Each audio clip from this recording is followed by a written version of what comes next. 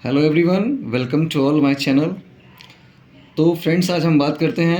आपने देखा होगा जैसे कि कल कट ऑफ रिलीज़ हुआ है, और कट ऑफ जो इस बार का गया हुआ है वो आपको भी पता है। थोड़ा सा जो एक्सपेक्टेशन था, अगर आप देखेंगे मेरी पुरानी वीडियो, तो मैंने बताया था 65 के round cut off, 65 plus minus मैंने उसमें 1 बताया था। तो उससे 2 नंबर एक्स्ट्रा चला गया है, जो कि एक्सपेक्टेड नहीं था, क्योंकि हम लोग ये सोच रहे थे कि 45 टाइम्स लेंगे। बट इसमें जो लिया गया है वो नियर अबाउट 38 टाइम्स के आसपास कैंडिडेट्स को लिया गया है इसमें। ठीक है, तो अगर जो टेंटेटिव डेट है उसके अकॉर्डिंग अगर देखा जाए, डो भी 23 ऑफ अगस्त अगर इसको हम लेके चलते हैं। ठीक है फ्रेंड्स, तो अभी टोटल 34 डेज़ बच रहे हैं हमारे पास, जिसमें से आप 4 डेज़ मान लीजिए कि हमारे किसी न किसी इंपॉर्टेंट काम में निकल ही जाते हैं। नहीं निकलते हैं तो वेल एंड गुड है, बट जो 30 डेज़ हम मान के चलते हैं, तो 30 डेज़ में क्या आपको अभी करना चाहिए उस पर थोड़ा सा हम डिस्कशन कर लेते हैं। तो हम प्लान करेंगे क्या हाई यील्डिंग टॉपिक्स है। देखिए, आपने अगर तैयारी किया यूपीटी का पहले, या फिर नहीं भी किया है, तो कोई भी तैयारी तो आपने ज़रूर की होगी, तभी आप इस कट ऑफ में आए होंगे। और जो लोग नहीं कट ऑफ में आए हैं वो निराश ना हो, क्योंकि अभी आपके पास एक वन्यजीव अभ्यारण्य की वैकेंसी है सामने, और एक आबकारी सिपाही का है। तो 2 वैकेंसी तो ये हो गई। और पेड जो आप देंगे 2026 का, इसमें आपके सामने तो 4000 वैकेंसी ऑलरेडी पड़ी हुई हैं वीडियो की, जो कि एक्सपेक्टेड है कि नेक्स्ट मंथ में पेट हो जाएगा, ऐसा एक्सपेक्टेड है। और पेट का रिजल्ट भी जल्दी आएगा, क्योंकि आपको पता है कि 2027 में इलेक्शन होने ही वाले हैं। तो आपको पता है कि यूपी में इलेक्शन होने से कितनी बड़ी बात है। टोटल 403 सीट्स के लिए होती है, ये भी एक तरह का जीके ही हो गया, सबसे ज़्यादा सीट यहाँ पर है। और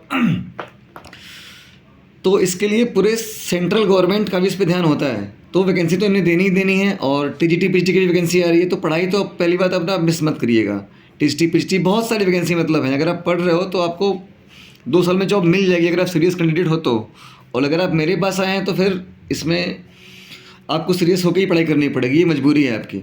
चलिए देखते हैं, तो हायर लिंक टॉपिक्स क्या रहने वाले हैं। देखिए, पहली बात तो इसमें 10 करंट अफेयर है।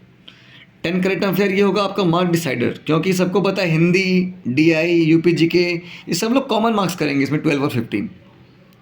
लेकिन जो करंट अफेयर करेंगे ना आप 10 मार्क्स, करंट अफेयर का मतलब मेरा इससे है कि करंट अफेयर जो साइंस टेक का होगा वो भी, इन्वायरमेंट इकोलॉजी का होगा वो भी, plus national and international current affair. Total मिलाकर वेटेज देखते हैं तो 10 तो है ही है, प्लस 5 मार्क्स से और 6 मार्क्स आप पकड़ लो, तो टोटल हो जाएगा करंट अफेयर का वेटेज 16 मार्क्स का।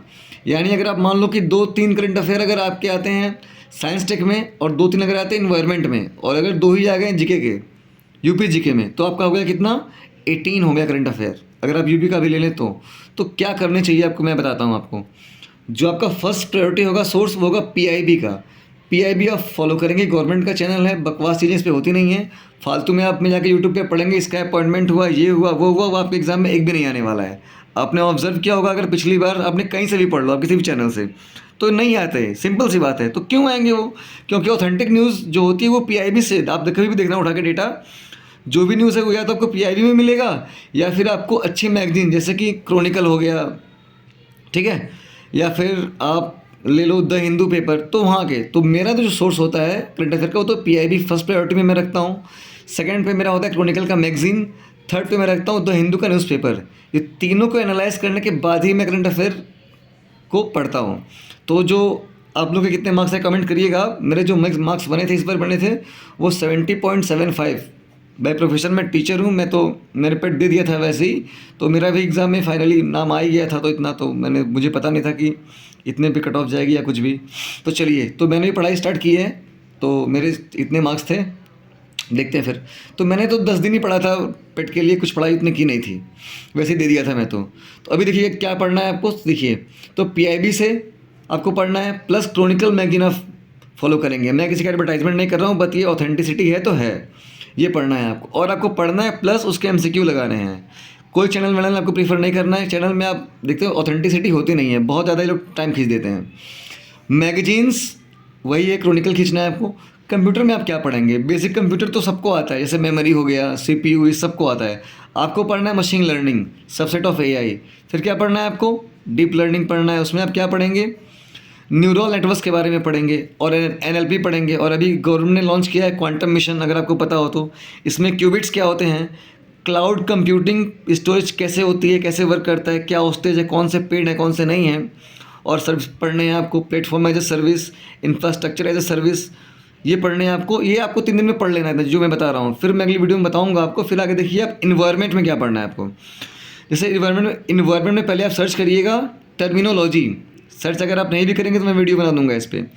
इन्वायरमेंट में जैसे क्या पढ़ना है आपको, अमेनलिज्म, हिंदी में बात करें तो जैसे होता है जैव आवर्धन, जिसको बोलते हैं बायो एक्युमुलेशन, बायो मैग्निफिकेशन, ये टर्म बहुत ही इंपॉर्टेंट है।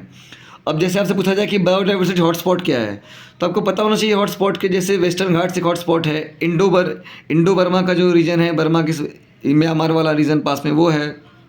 और अगर आप देखें तो क्या कंडीशंस होती हैं इसके लिए, जैसे फॉर एग्जांपल के लिए 70% वहाँ की जो स्पीसीज़ हैं वो विलुप्त हो गई हों, और 1500 के आसपास। तो ये कुछ क्राइटेरिया रखता है, हॉटस्पॉट के रूल्स हैं। तो ये पता होना चाहिए आपको, ये नहीं कि कौन सा हॉटस्पॉट कहाँ है। आपको काम करना है अपने बेसिक्स पे।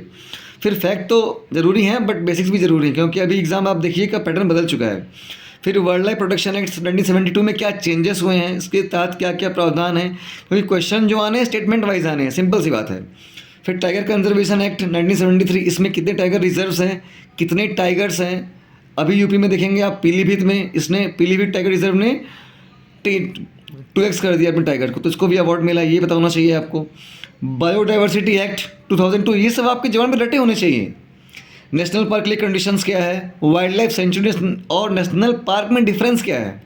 इसके अलावा बायोस्फीयर रिजर्व में जोन कितने होते हैं, बफर जोन है, कोर जोन है, उसमें कल्चरल चीज़ें यूज़ कर सकते हैं कि नहीं आप, कितनी हाई लेवल ऑफ सिक्योरिटी है, क्या क्या अलाउ, क्या ग्रेजिंग अलाउ है कि नहीं अलाउ है, ये सब आपको बताया जाएगा। स्टेटमेंट देके पूछेंगे आपसे। फिर थोड़ा वर्ल्ड मैप देखो, उसमें वॉल्केनो जैसे रिंग ऑफ फायर के आसपास आते हैं। इंडिया के सारे बायोस्फीयर रिजर्व आपको पता होना चाहिए। जैसे नोकरेक है, अगर पता चला आपने नाम में सुना ही नहीं है तो आपको नोकरेक पता होना चाहिए, ठीक है। फिर अभी रिसेंटली रतन महल वाइल्ड लाइफ सेंचुरी न्यूज़ में था, तो ये गुजरात में है। आपको रतन महल नाम से लगेगा कि ये राजस्थान में है, बट ये गुजरात में है, ठीक है। फिर उसके बाद डॉल्फिन सेंसस अभी हुआ है, ये आपको पढ़ना है। ई वेस्ट मैनेजमेंट, अर्थ समिट, बॉन कन्वेंशन जो कि माइग्रेशन स्पेसीज के लिए है, कार्टाजिना प्रोटोकॉल, नगोया प्रोटोकॉल, ये सब आपके टिप्स पे होना ही चाहिए। जैसे कि आप, ये मुझे पहले से ही याद है, तो भी आप सोचो अगर आपको ये सब नहीं पता है तो आप कितना पीछे हो।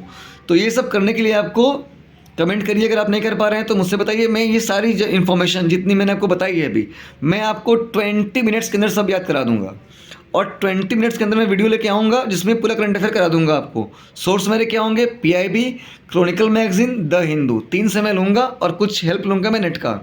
आपको एकदम ऑथेंटिक कराऊँगा। और करंट अफेयर अगर आप नहीं कर पाओगे तो फिर कोई नहीं कर पाएगा। अगर कोई करता भी है तो हो सकता है रेयरेस्ट केस में वो कर पाए, बट ये ऑथेंटिसिटी होनी चाहिए, ठीक है। फिर वीडियो बहुत लंबा मैं नहीं करूँगा, आपके भी पास भी टाइम कम है, तो आप तैयारी करिए। और फिर मुझे कमेंट करके बताइए कि कैसे आप नहीं कर पा रहे हैं, क्या चैलेंज आपको आ रहा है, तो उसमें मैं पूरी आपकी हेल्प कर पाऊँगा। और मॉक टेस्ट दीजिए, अपना स्कोर आप मुझे बताइए। Thank you and best of luck, मिलते हैं नेक्स्ट वीडियो में।